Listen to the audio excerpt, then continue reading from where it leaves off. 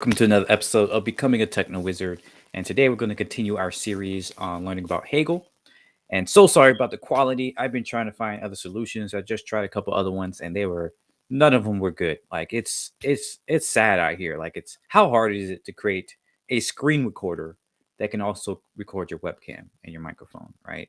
Without being utterly terrible quality. And I'm very skeptical of just like because they say, "Oh, buy it'll be better quality," but why would I buy it if your free version doesn't show the good user experience, right? Much less the better quality. Like I can't tell the quality or well by the user experience. I know it's terrible, but I can't tell if your quality will be better on the paid plan because the quality on the free plan is so horrible. So like either way, it doesn't really make sense. I've seen some other solutions out there for what other people are talking about for for this sort of thing, but that requires like a couple software and all this other stuff and a couple paid plans and all this other stuff. So I don't see the point in investing in all that when I still have to invest in a better camera, right? And a wired internet connection because I feel like the Wi-Fi is probably part of the problem as well. So I just have to get a whole setup anyways. So I probably won't bother, trying another solution until I get my own place where I can actually have my own setup.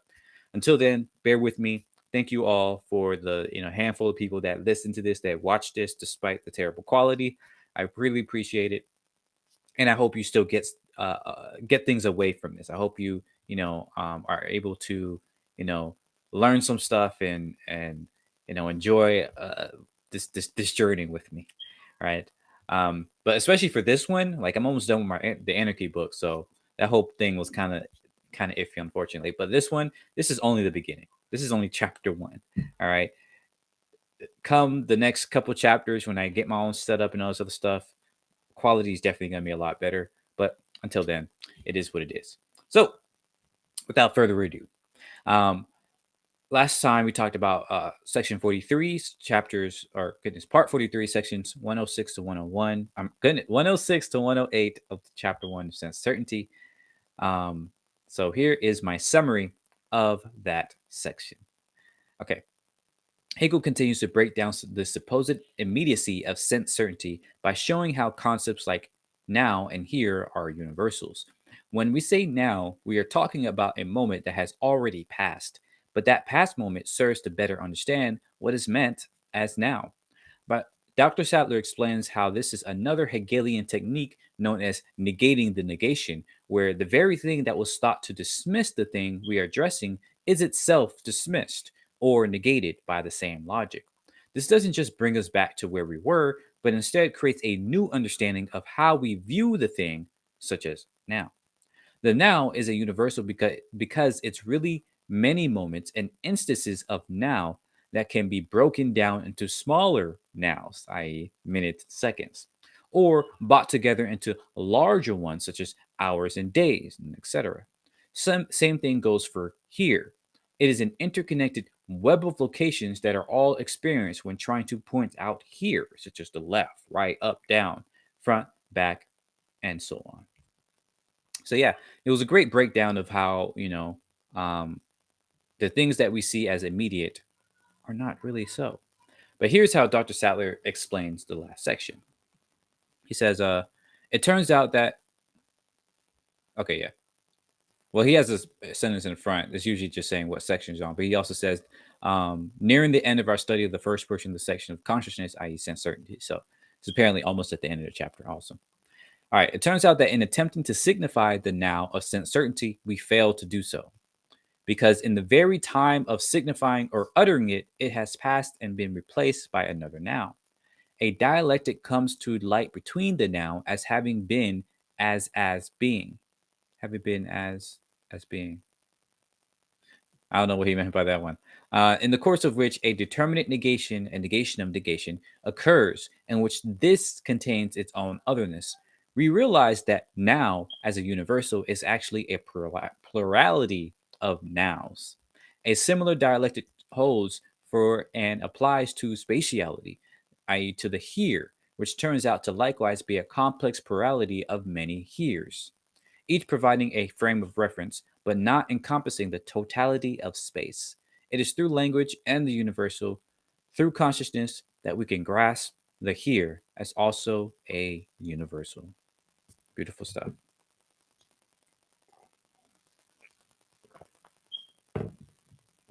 So I feel like we're pretty well on there on this one, but he says in a lot fancier words, you know. All right, let's get started.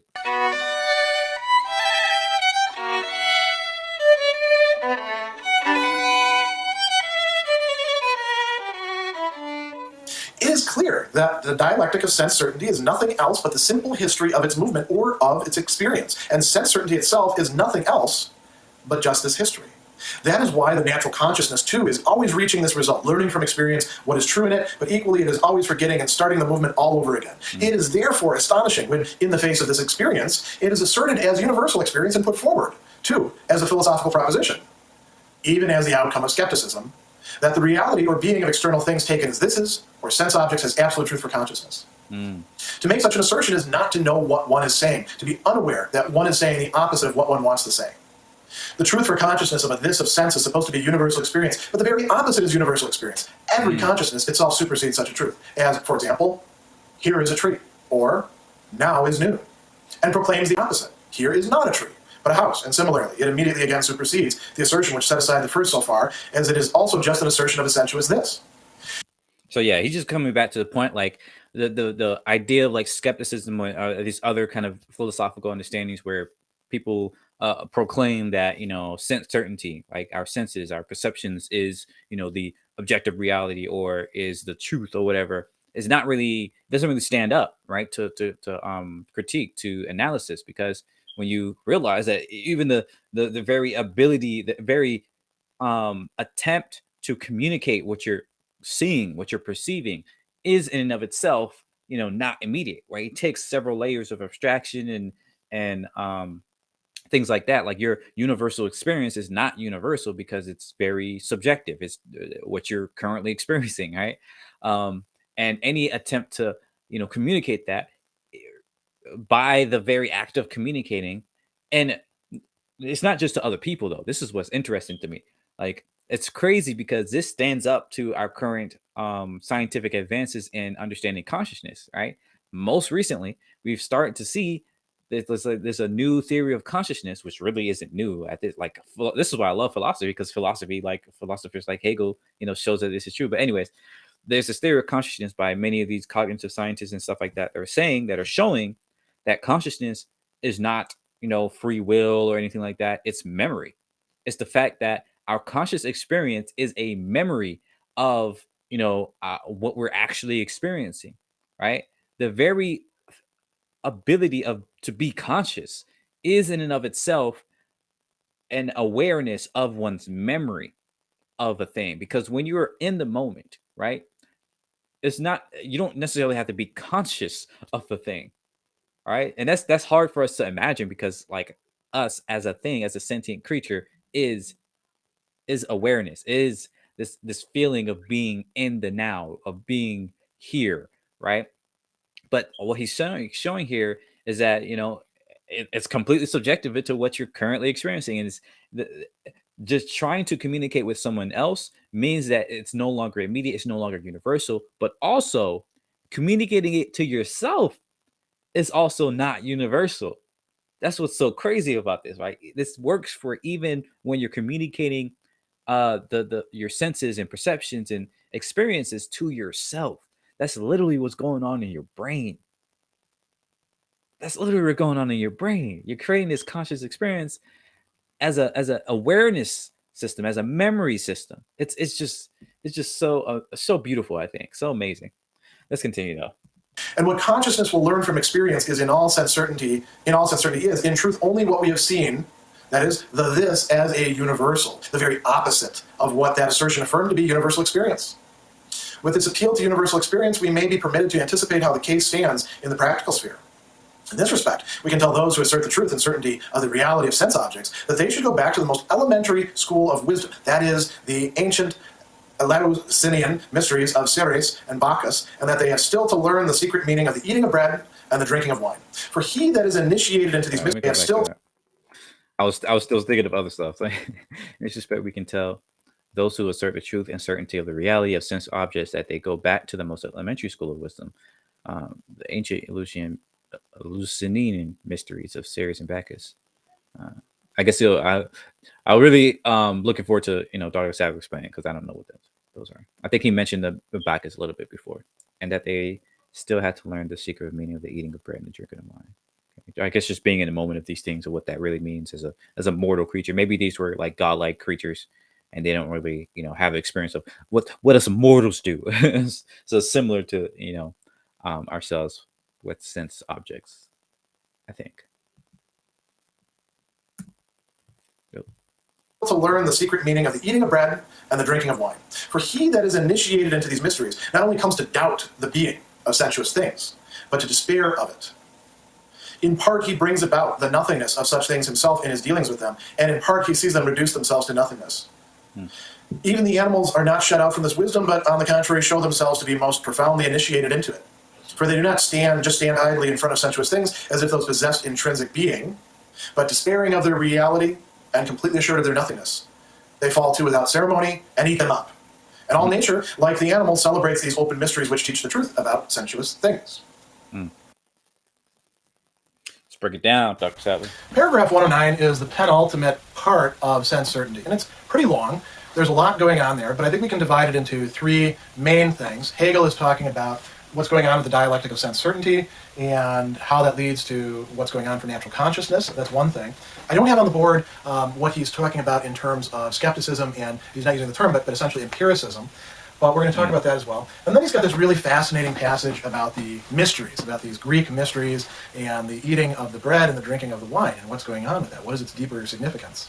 So he says that the dialectic of sense certainty turns out to be the history of its movement or of experience. And so what does that mean? Well, all these passages that we've looked at before in which we've been following along with what happens in sense certainty, that's that dialectic. We have been having the experience, and you might say that, well, that's just an intellectual experience. I've just been watching you, write things on the board or reading Hegel or listening to your lecture. No, if you've actually been doing this the right way, you've been reflecting on, well, what is it like when I experience something, when I think that I have sense experiences about which I can be completely certain, I can take it as I have knowledge, absolute knowledge of that sort of thing. If you've been following along with that, you've seen that there's a lot more involved in this, that it turns out that there's all these relations and mediations and negativity, and we've had some achievements along the way. We've realized what a universal is, at least for Hegel.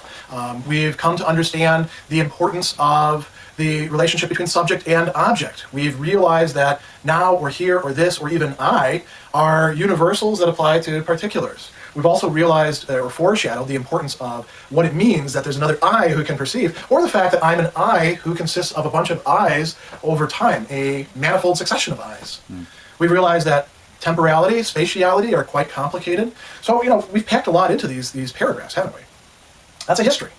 That's a Geschichte, a story. That's an Erfahrung, an experience. We should leave this a little bit different, not just in our intellect, but perhaps in our feelings and our practical comportments. Could be that your feelings just puzzlement at this point. We should leave it a little bit different than we entered it. Now, here's where it gets really interesting. So he says, this dialectic of sense certainty that is the history of its movement or experience is actually sense certainty. Sense certainty itself is nothing else but this history. What does that mean? Well, this is where we're going to get to the natural consciousness, because the sense certainty that he's talking about there is something that we're going through over and over and over again. So Hegel is not just engaging in some sort of abstract musing about what happens when we perceive things and what's involved in that, what does perception include. He's actually talking about a process that before we begin doing philosophy, we've already got a lot of, you might call it work time or experience in with. But we don't realize that we do, in part because one of the things we have to do is move ourselves away from the position of natural consciousness. But natural consciousness is where we begin. So what does natural consciousness do? Natural consciousness, and if you're sort of confused about what he means by natural consciousness, you want to go back to some of the earlier videos from the preface where he was actually talking about that. So he says, natural consciousness is always reaching this result, learning from experience what is true in it. So natural consciousness has sense certainty. It's engaging with objects. It's locating them at here or there or now or then. And as it's doing that, it starts to realize the truth of sense certainty, which is that things are more complex. And it may do this in a theoretical way, or it may do this in a purely practical, commonsensical way. But it comes to free itself to a certain extent from what we might call the fascination of the particular. being bedazzled by the singular experience that it has. And it realizes that if it wants to try to hold on to those experiences, it actually has to make an effort to do that. This may happen in all sorts of ways. A great example is when we're dealing with pleasant experiences. You eat a piece of chocolate cake. Chocolate is something that is consumed temporally, right? So here we're charting things out in terms of nows. That first bite of cake is probably better than the last bite of cake. Just the way our olfactory and gustatory faculties work. I'm not sure exactly about the mechanics of this, and I don't need to be. But you get the idea that if you try to hold on to that one single experience, you find yourself more and more, seeing it recede off into the distance, slip out of your grasp, and become something that it's not. Same thing happens when you try to hold on to the pleasure that comes with a massage, or slipping into a hot tub, or laying in the sun. We can't recapture, contrary to what some people believe, lost time.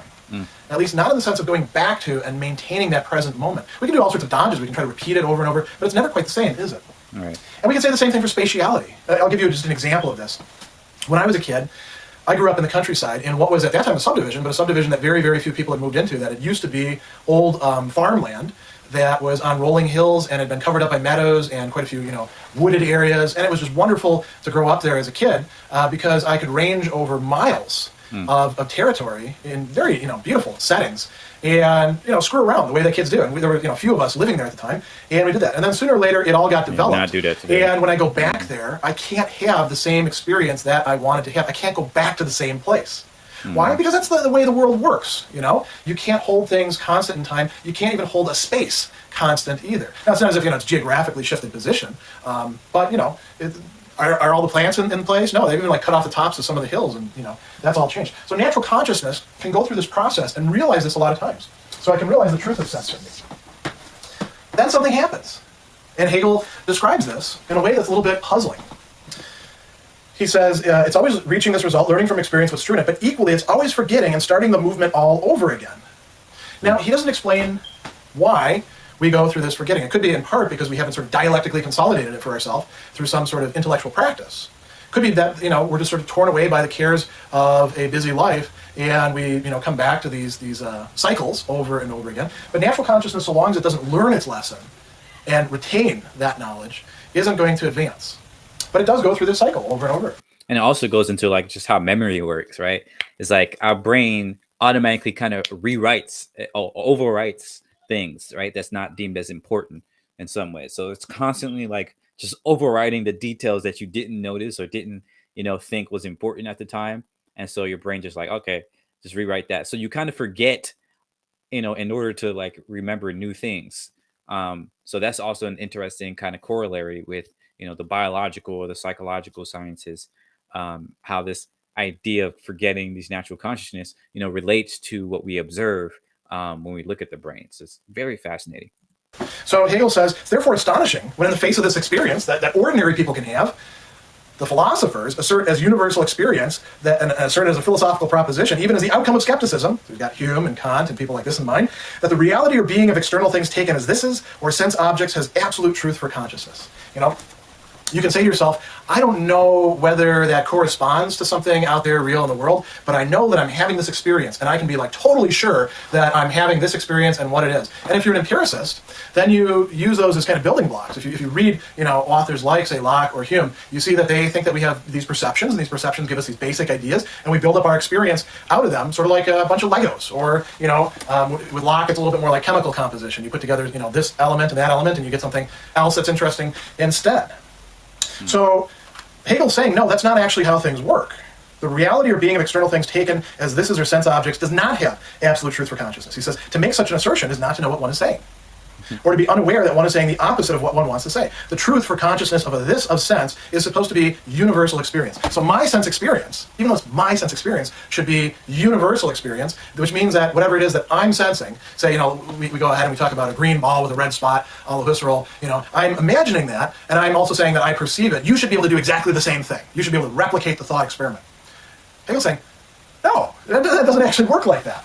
To begin with, things are a hell of a lot more complicated in perception than that. And also they're, not absolute. Their absolute status, if they're going to have any, is going to come in a composite whole with other things that arrange them, that put them in order, you might say. So he says, every consciousness itself supersedes this kind of truth. We've just seen that. Here is a tree or now is noon. And it proclaims the opposite. Here is not a tree, but a house. And what consciousness is going to learn from experience is only what we've seen, the this as a universal, or the very opposite of what that assertion affirmed to be the universal experience. So it's not the sensations or the sense data or the sense perceptions that are really the truth and the thing that matters in sense certainty. It's the universals that we use to make sense of them. And these aren't just sort of categories of the understanding that give us pure concepts that we then apply to experience. No, these are actually linguistic. These are actually, to a certain degree, as we're going to see later on, social. They're a lot closer to us. When I this is going to be a little digression. When I read Kant, I enjoy reading Kant, but I feel like that I that he's describing, who's doing all that, projecting categories and conceptions and having sense experience, so different from me, so distant from what it is that I actually experience, that it's kind of hard to see it as anything other than kind of a playing around with stuff. Perhaps that's just me. With Hegel, I can actually say, yeah, I can relate to this a lot better. To go on to the third thing. That's so interesting to hear, because I always hear people talking about Kant all the time. It's just, from what I've heard about Kant, like just here and there, it just doesn't sound appealing. So it's interesting to hear from this guy who reads all this philosophy that he can relate more to Hegel than Kant. I think that's promising, in my opinion. Whatever that's worth. He talks about these mysteries as being a symbol. Now, I don't want people, to start saying, "Oh, yeah, I knew it. Hegel's a New Age," or anything like that. He doesn't have anything like that in mind. He says, with this appeal to universal experience, we may be permitted to anticipate how the case stands in the practical sphere. So, what is it in our actions that reveals to us how we actually ought to treat things of sense perception? He says, we can tell those who assert the truth and certainty of the reality of sense objects that they should go back to the most elementary school of wisdom, the ancient Eleusinian mysteries of Sirius and Bacchus. I always have trouble pronouncing that word, which is strange because I usually don't have any trouble with the other things in Greek. And that they have to learn the secret meaning of the eating of bread and drinking of wine. Now, is he saying that you need to go to Mass where they eat bread and drink wine? Is he saying that you need to go find yourself someplace in ancient Greece or in modern day Greece where they're going to practice these, find some neo-pagans to do this, or maybe do it yourself in your basement or your study? No, he's not saying that. He's saying just think about what's actually meant by these mysteries. When we're talking about a mystery, we're talking about something that's not actually supposed to remain mysterious for those who are initiated in the mysteries. There's supposed to be some sort of meaning, some sort of deeper understanding that's being afforded, which can be articulated. And the deeper meaning is that when it comes to sensible things, we should doubt their being. Now, it's interesting because the word here... Yo, this is crazy, because I didn't know what he was talking about before, because I'm not really inducted into the whole Greek mystery thing. But I was reading this web fiction. I'm reading this web fiction called Virtual Sons. It's really great web fiction. If you like, fiction and stuff like that, cultivation novels, stuff like that, check that one out. But this one, Virtual Sons, is a cultivation novel, or web fiction, but it's focused on, it's coming from a Greek mythology and Roman mythology background. And it's so fascinating because this is what it's talking about. Like, they have these great mysteries of every cult that is like the center of their cultivation. And for those that don't know, cultivation is like, think of it almost like a magic system, essentially, right? But like more internal usually, or rather like, I ain't gonna explain it. Just go look it up. It's very interesting. But nonetheless, like, they have these great mysteries, right? From different sects or different cults or whatever, throughout Greece and really much of the Mediterranean world. And a lot of these throughout the web fiction, you have the main characters trying to understand, what's going on with these great mysteries. Like, okay, the main character is from this one great mystery where you have the fallen god or whatever, and most people don't know what the great mysteries are exactly. They just know they have one. But the people who are inducted into the cult and actually go, like, have some of the power of that cultivation, go into the great mystery. They go learn what it is. But for this specific cult of the MC, like, they can go and experience it, but then they forget. Like, it's part of the experience where you go and experience it, and then you get inspired or whatever, activate your chakras or your cult like thing, your cores and stuff like that. And then once you leave that area, you forget what you experienced. So you no longer, have that knowledge. But some of the MCs, I think they were able to do something to where they could remember part of it. And so they're going around these different places and trying to, get into other people's great mysteries, or trying to unlock, some of the mysteries of the past that have been forgotten, and just a bunch of other stuff. But it's interesting to hear him saying that, because this is like how that novel kind of draws these ideas in. Maybe none of that was related, but I don't know. I just found it super fascinating. For doubt, and this is something a lot of commentators have picked up on, is Zweifel. And in German, zwei is two, Zweifeln, doubt. There's a connection between splitting and having two possibilities. It really does fit here, though, because what happens when we're going through this whole dialectic? We see that things actually split into two, that there's a relation between the self and the other, that things are mediated through each other. So to doubt is to say maybe there's more going on here. To doubt the being of them doesn't mean I don't think they exist at all, but it's rather to say I doubt whether they have genuine being. I doubt whether the bread really is what it purports to be. I doubt that the wine is really absolute being. So in a certain sense, it's the opposite Hegel's talking about here of what, say, Christians who believe in the Eucharist or the mystery, however you want to translate the term, where the bread and the wine somehow become God. Hegel's not saying that. He's saying the opposite of it. He's saying the bread and the wine are really empty. They become mere symbols. And what do we do? Now, the reason I put a hyphen here is because Hegel is talking about Nichtigkeit. He's not saying nichts. It's a nothingness, a condition of being nothing. And we contribute that to these sensible things. He says, the one who's initiated into these mysteries not only comes to doubt the being of them, but to despair of it. What does it mean to despair of it? In part, he brings about the nothingness of such things himself in his dealings with them. We're going to see what that means in just a second. But the human being is contributing a nothingness to those beings. He says, in part, he sees them reduce themselves to nothingness. He sees them for what they truly are. He sees the truth of their limited being, that they really devolve into nothingness. If not being nothing, being pretty close to it. And here's where it gets kind of funny. You notice I just put here, eat them up. Well, why did I put that? Because Hegel says that's what animals are smart enough to do. Put bread in front of a dog. The dog is not going to say, what should I make of this bread? The dog just gobbles it up. Why? Because the bread doesn't really matter in certain respects. The bread matters insofar as it can give the dog calories and the dog likes the taste and all that. But it doesn't have any being that has to be respected. You're not going to you won't find a dog, at least, taking a piece of bread and putting it up on some sort of, altar and saying, oh, we must preserve this forever and ever and ever. No, the dog just eats it up. And most human beings will eat up bread too. So he says, even the animals are not shut out from his wisdom. They show themselves to be most profoundly initiated into it. Does that mean that the dogs are part of the Eleusinian mysteries? No, it means that they're doing this by their nature. They don't stand idly in front of sensuous things as if they possessed intrinsic being, as if they actually had value or perdurance in and of themselves. But despairing of their reality and completely assured of their nothingness, they fall too and eat them up. They just gobble them down. And he says all nature, like the animals, celebrates these open mysteries, which teach us about sensuous things. He's not saying that sensuous things don't matter, that they don't have any value, but the value that they have is rather limited. So, what does that mean as far as our quest for absolute knowledge? We're not going to find it here. Well said. But just as our previous remarks would suggest, those who put forward such an assertion also themselves say the direct opposite of what they mean, a phenomenon which is perhaps best calculated to induce them to reflect on the nature of sense certainty. They speak of the existence of external objects, which can be more precisely defined as actual, absolutely singular, wholly personal, individual things, each of them absolutely unlike anything else. This existence, they say, has absolute certainty and truth. They mean this bit of paper on which I am writing, or rather have written this.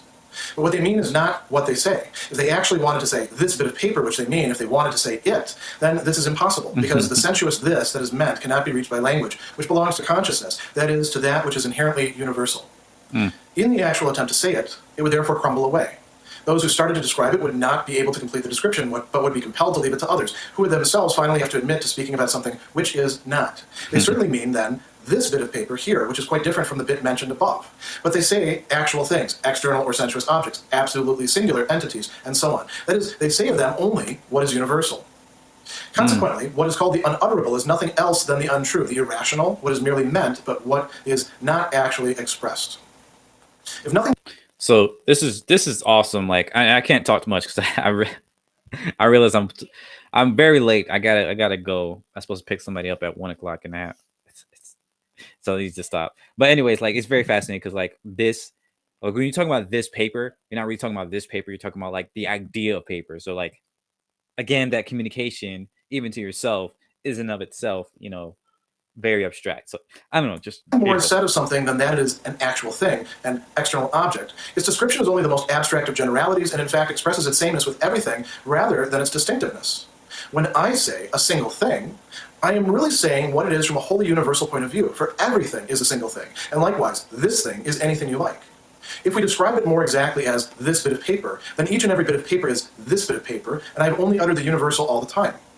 But if I want to help out language, which has the divine nature of directly reversing the meaning of what is said, of making it into something else, and thus not letting what is meant get into words at all, by pointing out this bit of paper, experience teaches me what the truth of sense certainty in fact is. I point it out as a here, which is a here of other heres, or is in its own self a simple togetherness of many heres, that is it is a universal. I take it up then as it is in truth, and instead of knowing something immediate, I take the truth of it, or perceive it.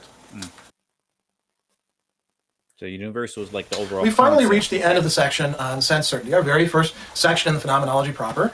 And what we're going to do now is make the transition into the next section, which is on perception, still in the frame of consciousness. And Hegel is going to bring about a transition to that. At the very end of this section, we'll talk about the play on words that's involved there in just a moment. But he's going back to this notion of sense certainty and the kind of ideas underlying it that are appealed to by empiricist philosophy as not really what it had purported to be, as having shown us a different kind of truth, something else that's going on within it. So he says that some people speak of the existence of external objects, and they define these, more precisely as actual, absolutely singular, wholly personal individual beings, and they say each of them is absolutely unlike anything else. So we have these just raw, basic particulars that then we take in through our sense perception, and we begin to, associate them through ideas, and, we may even have stuff like this going on over here with the universals that we form, through language, through consciousness, but those are usually just sort of an assemblage, like a composite picture of these things, or we take one of them to stand in for the other, and that's really, the empiricist theory of perception and abstraction going on there. Now, Hegel says that really doesn't work, and people who talk like that aren't completely thinking through what it is that they're saying. Why? He says they think that existence has absolute certainty and truth, but it doesn't. Why not? Well, let's take an example. This paper. And now we can do a couple different playing around with this. Hegel is actually talking about the piece of paper that he's writing in his manuscript. So we don't have that in front of us as a prop that we could use. But let's just pretend that this book right here, is this paper, this sheet of paper that he's writing on, and we've got sort of an invisible Hegel that as long as while we're reading, he's writing, right? So if they mean this bit of paper on which I'm writing, or rather have written this, but what they mean is not what they say. If they actually want to say this bit of paper, which they mean, if they wanted to say it, to express it, that's impossible.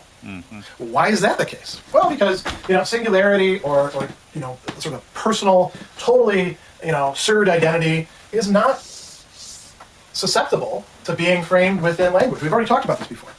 The I can't reserve the I just for me, or it turns into a crazy nonsense word that doesn't mean anything. Or I suppose a proper name, but even proper names are in a certain way universal insofar as they're proper names. So there's kind of a dividing line between what would be over on this side and be totally universal, or totally singular, totally actual, and then the abstractions in our head, the language that we speak. So if we want to talk about this piece of paper, we can talk about this little piece of paper here, but that piece of paper quickly becomes just a bunch of linguistic signs or a bunch of conceptions that we have.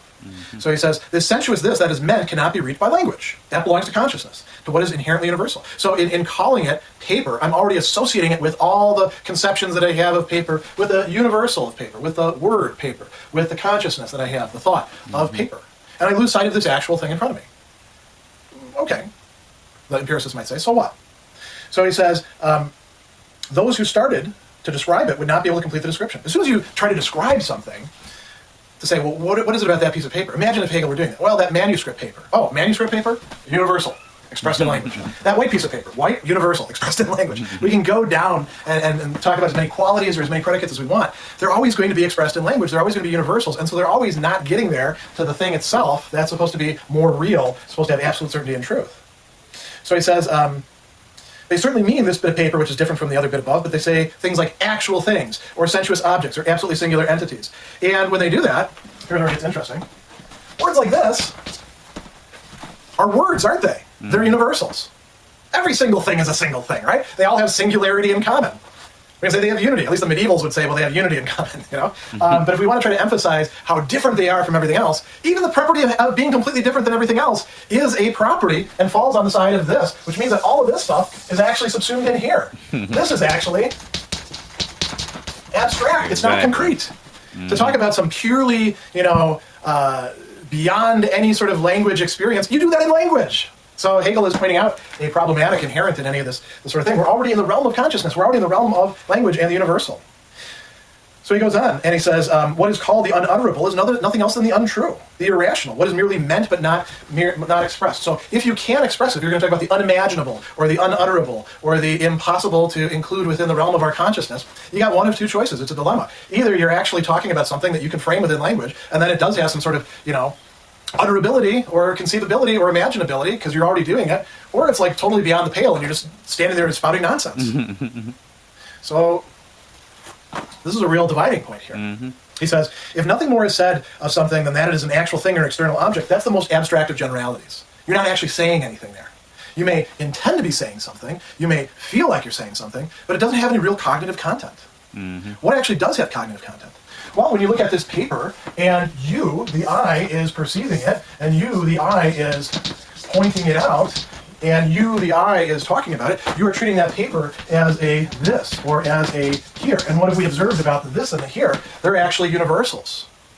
So what this means, according to Hegel, is that when you're grasping some sensuous particular as what it is, when you're grasping the truth, when you are grasping the truth of that sensuous particular, you're doing it through the universal. Interestingly enough, what does it mean to grasp the truth of the universal, or the particular in the universal?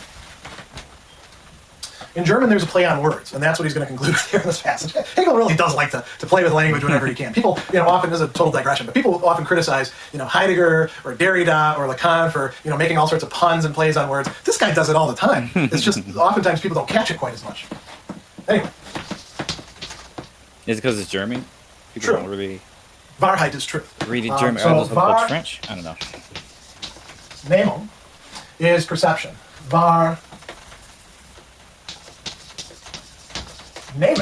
that's a verb for to take or to grasp.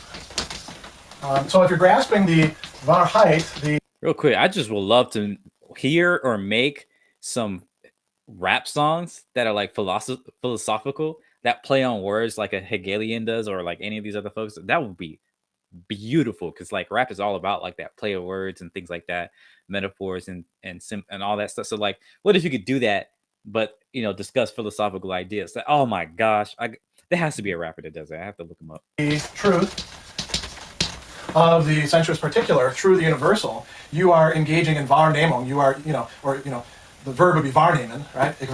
Name of Wahr, yeah. So what this means is that you're actually perceiving the sensuous particular. And what it means to perceive is to have the universal under which we can actually bring it. Now, that doesn't mean that it's a pure quality of just sort of naming or abstraction or anything else. We're going to see that as we move into this next section. Keep in mind that all these dialectical advances that we've had, so seeing the here, for example, as being a multiplicity of heres, as being a universal in itself, as having mediation, as having negativity, we want to hold on to all of that as we go into that. Beautiful, beautiful. I have to go, so I can't talk much, but thank you again. Thank you as always for listening, for watching. Let me know what you think. Let me know what you learned, and have a great day. See you. Bye-bye.